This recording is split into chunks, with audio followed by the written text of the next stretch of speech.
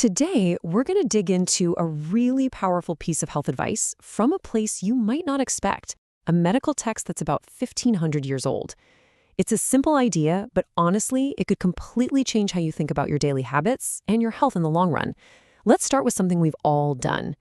You've been there, right? You're trying so hard to look focused, professional, but your body is just not having it. You fight it, you clench your jaw, you do whatever you can to swallow that yawn. It just feels like the right, polite thing to do. Or how about this?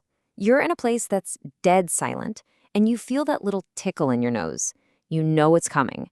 So you pinch your nose, hold your breath, anything to keep from making a sound. Seems totally harmless, right? A necessary social courtesy? But what if it's not? What if I told you that an ancient health guide claims that these small, everyday acts of just holding it in are the very first step on the road to getting sick? Yeah, that's the pretty radical idea we're going to explore today. So where does this incredible insight come from? It's from a text called the Astanga Hridayam, and it's one of the cornerstones of Ayurveda, the ancient Indian system of medicine. Now, this isn't just some old list of herbal remedies. Think of it more like a manual for living. Its main goal isn't just to cure you when you're sick, but to prevent you from getting sick in the first place. And according to this guide, all of that starts with actually listening to our body's signals. Okay, so here's the core idea. The Astanga Hridayam splits every single impulse we have, everything from a sneeze to a pang of jealousy, into two basic categories. And it says that understanding the difference between them is the absolute key to health. So on one side, you have the Adhyaya vagas. These are the non-suppressible urges. Think of them as your body's vital physical needs: sleeping, yawning, crying, you name it. The text warns that ignoring these signals is like sending a direct invitation for disease to move in.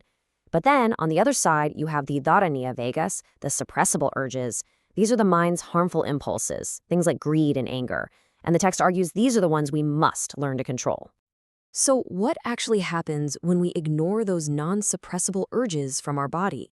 The text gets incredibly specific here, and honestly, some of the consequences it lists are pretty shocking.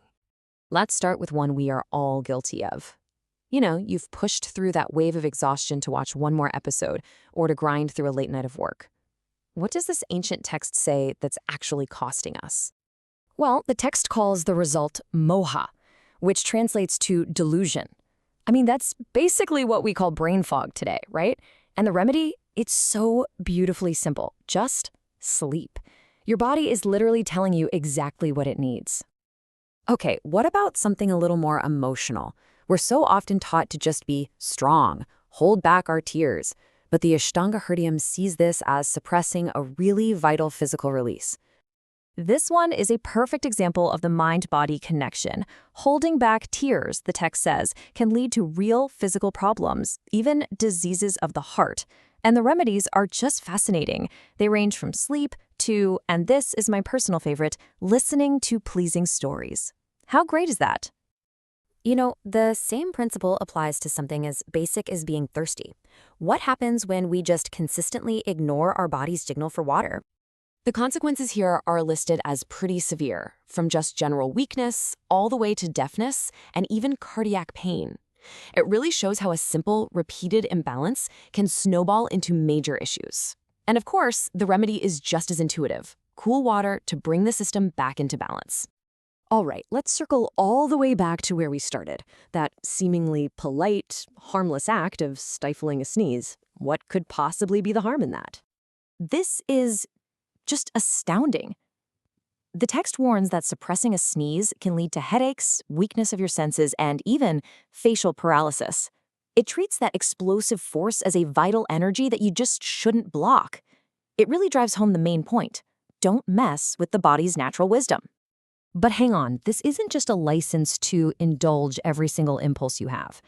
The Astanga Hridayam draws a really sharp line in the sand, identifying a whole second category of urges, the ones from the mind that it says we absolutely must get under control for our own well-being. And these are those urges, the impulses of the mind: greed, fear, anger. See, unlike the body's signals, which are just pure information, Ayurveda sees these mental and emotional reactions as the real source of imbalance. So while a yawn should be let out, an urge like vanity or jealousy needs to be consciously managed. True health, in this view, requires this amazing balance: a free body, and a disciplined mind. So when you put it all together, what's the ultimate takeaway from this 1,500-year-old guide? It's a philosophy that honestly feels more relevant than ever in our crazy, overstimulated world. It really just boils down to this simple but incredibly profound idea. Trust the physical intelligence of your body. Let its natural processes do their thing without getting in the way. And at the exact same time, take responsibility for your mental and emotional reactions. That's the formula for a long, healthy life. I mean, the text itself couldn't be more blunt about it. It says, and I'm quoting here, all the diseases will be manifested due to voluntary suppression of the natural urges only.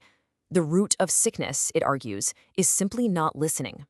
So the next time you feel that yawn coming on in a meeting, or you feel the urge to just get up and stretch, maybe think twice before you shut it down. It might not be your body being inconvenient. It might just be your body telling you exactly what you need to do to stay healthy. What do you think would happen if we all just started to listen?